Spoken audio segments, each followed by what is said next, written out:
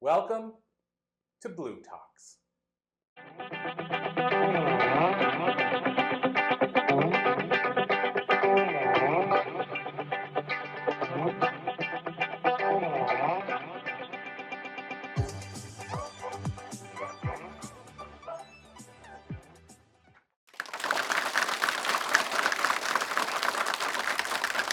All right, so welcome back to another one of the live interview shows. Just a heads up, sometimes we share kind of behind the curtain. The reason I don't name it when I do it is because it's probably going to be repurposed, who knows where. So I don't name it the name of my podcast because you never know. So having said all of that, I'm excited to welcome my guest today. JJ and I met actually at an event called the New Media Summit. And Steve Olsher used to run the New Media Summit. And I will say a little shout out that I missed that event. It's one of the events where I met so many amazing people, and it doesn't run anymore, so I really miss it.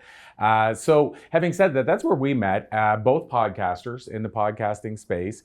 And so JJ, where I'd like to start, and I do this sometimes with my interviews, rather than me sort of read a bio, is there anything you'd like to highlight about your background that you can tell us before we dive right in? How much time do we have?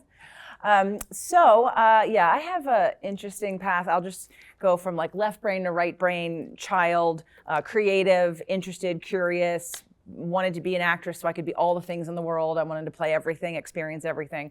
I became a personal trainer because I loved my body and wanted to be healthy, and I wanted to help other people do that. Got really successful in the personal training industry, was named Best Personal Trainer in Los Angeles by Elite Traveler Magazine in 2007. I've been on NBC, CBS, Fox News, in a bunch of magazines, but I always wanted like the deeper question of like what drives us. And the whole physical body component was never the end of the story for me. If somebody wanted to lose weight or wanted to have a different relationship with their body, I wanted to ask different questions. What motivates us? Why? We know how to eat well and exercise. Why don't we do it? So I kind of dove into all of that and asked better questions. When someone had pain and I could fix it structurally or hormonally or nutritionally, but why does the pain keep coming when someone doesn't have those issues? What else creates pain in our lives? And so I did the deep dive into the spiritual, the epigenetics, looking at law of attraction, looking at the emotions and how the emotions affect everything in our lives. And I have to tell you, if I had to say what's the most important thing in the world, what's the one thing that can change everything, it's how you feel. Your emotions run every choice you make. They're the reason why you do anything ever. So let's go there. So I took a deep dive into that, became an empowerment strategist. I have my own certification. I've got a podcasting network called the Empowering Minds Network. I've been podcasting now for 11 years. I was one of the People's Choice Awards for Spirit, Purpose, and Energy, and have a full-time living helping people learn how to love themselves. Wow. Amazing. I love it. And I feel like you've shared that once before. you have the ability to share that. So not everybody can, in a short amount of time like that, share their story. And I feel like we got to know you really well in a very short amount of time. So I love that. So JJ, let's dive in there. You talked about the emotion side, and for me, that's been one of the things over the years, like yourself, and I haven't done the work immediately, like to dive into why people struggle in this area or that area. But it always fascinates me, as you said, like we can go to the health food store and there's 75 magazines that'll tell us different ways to get healthy. And the next month, 75 more magazines, and yet people are still struggling every day at a higher volume. And so if it's the emotion side, where do people need to start? Like, what's the step we should take outside of working with you? What's the step we should take to go in the right direction then, rather than pick up that magazine again and read the opposite as we read last month, and then start doing the opposite of what we did last month? Well, our physical body and our environment and everything we manifest is a reflection of what we believe about ourselves. So to go in from the side of I'm just going to deal with the physical, and the physical says, I have these issues, what should I do with them physically? But how epigenetics, let's talk about epigenetics for a second, because I've worked with a lot of cancer doctors and a lot of physicians with different patients doing different things. And even though the physical body is extremely important and we definitely want to feed it well, we want to treat it well, we want to have it rested, they're all things that we can do with our physical body. Epigenetics is basically quantum physics in living action, right? Quantum physics, law of attraction, is that every frequency exists, and everything that we can see in our lives is based on how we are focused. When I focus on something, it becomes this linear. I like to liken it like a building. Imagine you're in a 10-story building, and I'm on the first floor, and you're on the 10th floor. Well, I can't see what's happening on the 10th floor, but you can see what's happening on the 10th floor. So where am I living in terms of my frequency and how I'm looking at the world? How I'm looking at the world has many, many different interpretations and factors that goes into how I take in life and digest life. And so what are those factors? So for me, one of the things that I learned the hard way, because that's how we learn, right? We have contrast that forces us to focus. It was when I was trying to save my marriage, which is actually why I started my podcast in the first place. And I said, how can I fix this? I can fix this. I can fix anything, because if I just learn how it's put together, I know how to deconstruct it and then figure out something else to do about it. Well, I went on this deep dive, and one of the last things we did in therapy was something called imago therapy, created by Harville Hendricks and Helen Kelly Hunt. And imago therapy is, in my opinion, the only therapy anyone should ever be looking at. To me, when I started my podcast and I started to come out of the closet as an empowerment strategist and as an emotional coach, what I didn't expect to happen was sort of the flood of people who wanted the law of attraction conversation and the spiritual conversation, where it was amazing. I put out the podcast, and 2 months later, everyone's like, oh my God, this is changing my life, I want more. And I thought, okay, what do I do with them? I don't even have anything to give to them. So I went on this deep dive to figure out how to assess people in a different way. And so I ended up back in imago therapy with my ex-husband, and there's a core wound exercise. Now, you would have said to me, JJ, if you knew that you were doing a behavior that was not working, would you change it? I'd say, of course I would change it. So what I learned in that exercise, we did this imago core wound exercise, and I remember even saying to my ex-husband, I know what I'm doing is not working. He's like, it's not. I'm like, I don't know why I keep doing it. So I'm doing this exercise, and then all of a sudden I see the pattern. Now, I use a lot of different frameworks to help people love themselves and figure out what's underneath. And one of them is astrology. And I'm a Pisces, very feeling, very intuitive, sometimes psychic person, who also has a Sagittarius rising, moon, and soul, which Sagittarians are very about truth seeking. I'm always about truth seeking. So I'm looking at this piece of paper and I'm seeing my pattern that goes all the way back to childhood. And all of a sudden I'm like, oh, well, this is not just about this situation. So I immediately stopped that behavior. I thought, well, if this tool can help me stop this behavior, how can it help other people sort of uncover this? So I've created something called a core wound map. And in terms of where somebody would start, it would be to understand that you are a complex human being, that from the time you were born until 7, you did not have a conscious brain. You had consciousness, you were aware, you were awake. But you didn't have an observer mind that could go into your thoughts and feelings and understand and choose and have a distance of emotion from your thoughts and feelings. You were literally running theta and delta waves in your brain until 7, which is basically hypnosis. You were being hypnotized from the time you were born until you're 7, and your brain was just trying to survive. You're a little kid going, I just want connection and survival. How do I get connection and survival? So you were interpreting things through that framework, through that lens, and making decisions and assessments that become your beliefs. Now, there are many other factors besides your core wounds, but when I saw the core wound situation for me, and I started to use it with clients, I thought, this is the conversation we need to be having. I literally said to that therapist, why isn't everyone doing this exercise before going to therapy? How do you know to treat something you know what the problem is? Mm-hmm. So back to the podcast, invited all these new people into my space, and I used to give this used to sell this 2-session starter pack. I don't do that anymore. And people would come from the show and we'd do these 2 sessions, and often I would run them through this core wound exercise, and after the second session they'd say, oh my God, my life has changed. I got more out of these 2 sessions than I ever did in 3, 5, 7, or 10 years of therapy. And I thought that happened 9 out of 10 times so often that I thought, you know what, maybe I need to lean into this, which of course I'm uncomfortable because I'm not a trained therapist. I'm a coach. But, education and learning is education and learning. I'm a smart person. I can read a book. I can do a practice. I can learn things. So why can't I learn some of the same things that therapists learn? So I learned from imago therapy and then have created something now called a core wound map. So you're asking, how do people without working with me get this information? I will announce that my new book will be picked up by my agent and sold to a publisher in the near future. So by the time you're revisiting this or watching this, join my list, follow me somewhere, and the book will be out, and it will help you go through your core wounds, figure out what that map is, understand your patterns and behaviors so that you know what to do about them. Too often we are so victimized by our stories. We're so infatuated. We are addicted to our stories. And when you understand that your story is not you, and that I can probably say safely 100%, your stories are wrong. They're wrong because you think they're truth. They're your truth because it's how you saw the world, but they're not the truth. The truth and there isn't many multiple truths, right? It could come from like, what happened, what were your wounds? What were your parents' wounds? Can I tell a quick story about a client who kind of went through this? I've learned that I've kind of been starting to specialize in people that do the work. So if you come from a background of doing therapy and you feel a little failed by therapy, you're not different in the same situation. I actually created a quote during COVID because I'd watched a lot of therapists with clients and clients that were working with other people, and I'd see them never change.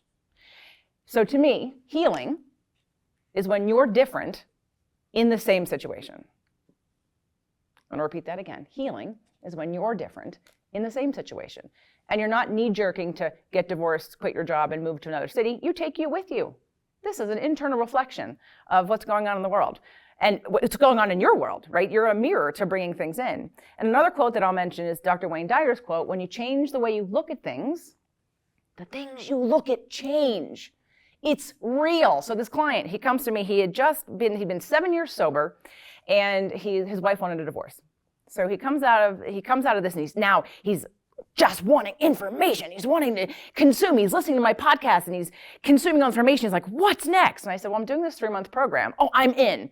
Okay. So we get in, and he still has a therapist on the side, and he says, I worked to my therapist because I wanted to work on the anger I have with my dad. And I was like, stop.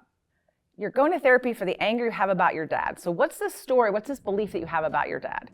And mind you, this is what caused the addiction in the first place. His whole life had addiction and violence and pain about his dad, because his interpretation was my dad didn't love me. And now he gets to me, and I'm like, no, we're going to crack this wide open in 60 seconds. So I gave him a couple different tools to use, and we framed the story. We went and looked at his core wounds, his dad's core wounds, and their love languages. When I could get him to see it differently, when you change the way you look at things, the things you look at change, he all of a sudden cracked wide open, felt the love for the first time from his dad that he had not felt his entire life. And from now, and even I just interviewed him on my podcast, it's 3 years later, and he connects with his father energetically. He meditates and connects with his father. He cries often. He allows his emotions out often. And he feels more love from his father than he ever did before. His father's since passed. He's been passed. But when you say you can't change the past, yes, you can. Because when you change what you interpret happened, then that disappears and has no more power over you. It was quick. It was instant. And he said, is this easy? I said, it can be. Because when you can turn and look at something differently, it changes what it means to you, and it changes how you relate to it, and it changes how you feel about it. So to me, you look at this addiction was caused by a belief that was inaccurate. And then when I could say, well, look at it this way, and he went, oh my God, I see it now. That's the truth. And now I can release the pain and the story that keeps me bound and crazy and addictive and angry and spinning. So I want to ask you about that then. One thing you said, and I just don't want to assume. So when you said about, we looked at his father's core wounds and his father's background, did he know that? Because what I'm wondering is, what if somebody comes to you and they have no idea what their parents went through, what their background, maybe their parents died before they were born. Are you pulling that from somewhere, or is usually they telling you? So within the core wound, like where you start, within the exercise, I'd ask the person to do it first. So you're going to do your exercise and you're going to see the questions. And then when you sort of understand your own wounds, you can pull back and see it differently and start to look at your parents. You can tell, but is it accurate? We won't know, but we can make guesstimates and we can create stories, because if you didn't know their parents, you can see how they reacted to things. What I'm passionate about, my mission is to make people understand that compassion and love is the only way. But when we label people narcissists or whatever, I was gaslit, or like these words that end up being victim, they victimize us, they put us in a disempowered position, and there's nothing we can do about it, because you can't change anybody. You can only change understanding where they might have come from to have compassion for them. So you can take a look at your parents, not know their story, but kind of make assessments and you can make shit up. Right. I don't know if I can say that here, but you can make shit up. Because you know what? You don't know, because you're making shit up anyway. You do know that, right? All of the stories you make about who you are, they're made up. Because you didn't ask the person. How many times you have a relationship with someone, you say, well, they didn't do this because they think this about me. And I want to say, did you ask them? Well, no, but okay, did you just assume? You know what they say about assuming, right? Make an ass out of you and me. Okay, so you don't want to assume, you want to confirm. I had another client who, she was all afraid about her dad. not believing in her or being proud of her. And I remember what I said to her. I said, have you asked him? Tears. No, I haven't asked him. I said, right, because you're afraid to ask. So what's the worst that can happen? You're going to hold on to this pain and story that he might not, or you can ask him, and if he isn't, he'll tell you, you're going to cry and you're going to get over it and you're going to move on. Let's deal with it. So then, of course, she asked him, and of course he said yes. So now we can let go of that story that's causing pain and anxiety that doesn't need to be present in my life right now. Well, amazing. And I will say, I've had times in my life where, I've had somebody, whether it's a relationship, friend, what have you, and they never once said, hey, I'm proud of the stuff you're doing. But then I would hear eventually at some point from somebody else and say, oh my God, they never stopped talking about the stuff you're doing. So to your point, the story I was telling myself, and I wasn't like over living it or anything, but I was just like, oh, let's say it was a relationship with a girl, and she's never once said she's proud of me. I'm going out and playing music at clubs. She never once said I like your music, nothing. So I'm like, oh my God, it's weird. Like, I know if she was doing that, I'd be so proud of her and excited. And I thought, well, she's not. And then again, I went to a friend of hers and she said, oh my God, she never stops talking about that. But she never told me once. And I'm not judging that, but I'm just saying the story I was telling myself was she's not proud of me. And meanwhile, she's hugely proud of me, but for whatever reason, maybe finds it hard to tell me that. So we could have shortcutted that right. by knowing that I can already tell your love language is words of affirmation. So if you knew that your love language was words of affirmation, you could have shortcut that and said, hey, just curious, do you think what I do is effective? Are you proud of me? And then just ask the question. And now we don't have to wonder, worry, and ponder about it, right? But that's being proactive about taking care of my needs and knowing that, well, yeah, but we all do that, right? My love language is quality time. And I had a friend come to visit California. She used to live there. She was in my wedding party, and then she moved. And when she came, she had this laundry list of things that she was going to do. And I was only included in one of them. And I was like, and then I thought, okay, hold on, what's going on with me? Okay, oh, right, her love language is gifts. It's not quality time. So if you want more time with her, you have to ask, because she's not going to want and assume that, because that's not her love language. Got it. Amazing. Well, I want to ask you, as we're winding down, I'm looking at your title, Empowerment Strategist. And for me, it's fascinating because I feel like the two words sometimes seem like a juxtaposition almost. Like you've heard Shelley talk about, she feels Blue talks as army of love. And, when you hear those two words, you're like, army seems like forceful, but love, so there's like a juxtaposition almost. And I find like empowerment strategist seems like that too, like empowering, what have you, but then strategy. So I'm curious, where did that come from, and how does that help people in the way, because it's not just one or the other, if that makes sense? Yeah, it's really the combination of right and left brain and masculine and feminine. So it's looking at, we need both, right? We have the left brainers who love structure and they love linear and they love all that, but then they get backed up emotionally. They're usually emotionally constipated. And so they don't understand that this is blocking them. It's causing pain, it's causing cancer. I don't know how to deal with this pain because I'm used to thinking with my brain and having it make sense, and emotions don't necessarily make sense all the time. You can have an emotion and the feeling part makes people feel afraid. You feel vulnerable. You don't feel safe when you're having an emotion. Unlike those of us who are water signs who are like, emotion, I love emotion. Oh my God. So the right brainers are like, they love their emotion. They'll lean into their emotion. It's my expression, but they're not so good with structure, right? You need the strategy and the structure. It's the container. It's the riverbank and the river. The river's the feminine. The riverbank is the masculine. You need both, right? So the river can flow with the bank. So putting it together is understanding that. And some people astrologically, how they're raised, how they are built, they might be heavy in one area versus the other. And we can just take tools and strategies to get more balance. It's really all about achieving balance. I love it. So as we wind down, it's kind of a two-parter question, but you mentioned, I think yesterday, that there's ways you set up a site or a page where people can get access to more info. So my question was going to be, how can we learn more and follow you? And I think you have a place where people can get a gift as well. Sure. Well, just jjflizanes.com is my website, and there are actually 3 talks that I would recommend. Well, yes, 3 talks that I would recommend you watch. The first one is 3 reasons why talk therapy is ineffective. It kind of goes through the strategy, and actually you can kind of look at some of the core wounds and look at the feelings and needs list. And then the second is how emotions affect healing and disease. Very important to understand how your emotions affect healing and disease if you want to heal your disease. And whatever is diseasing you. And then there is one on 3 fastest ways to make money podcasting for those entrepreneurs that have lots to say and need a better platform to consistently give your message and attract the right people to you. jjflizanes.com. I'm big on Instagram. I really like it as a platform to connect with people. And the feelings and needs list is something that I would recommend. Go to the podcast. Spirit, Purpose, and Energy is my flagship show. I'd recommend. It's completely free. I have so much freaking free content, you'll never catch up.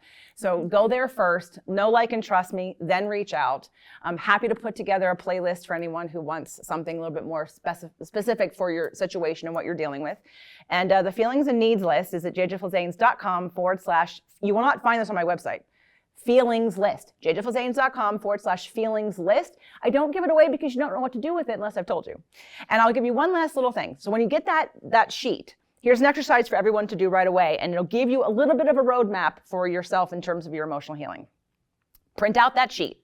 And with no story, with no trigger, with no emotional attachment, there's a feelings list at the top, which is 100 different feeling words, and there's 86 basic human needs at the bottom. I want you to print the page and just circle any need that's not being met in your life currently. Now, it's no one else's responsibility to get the need met, so don't go into blame mode. Just be honest about what needs are not being met, and that's how we're going to start reducing anxiety, feeling more safe, feeling more love, and we have a little bit of a map, a little bit of a way to start to moving forward to choosing the right therapies that are right for you.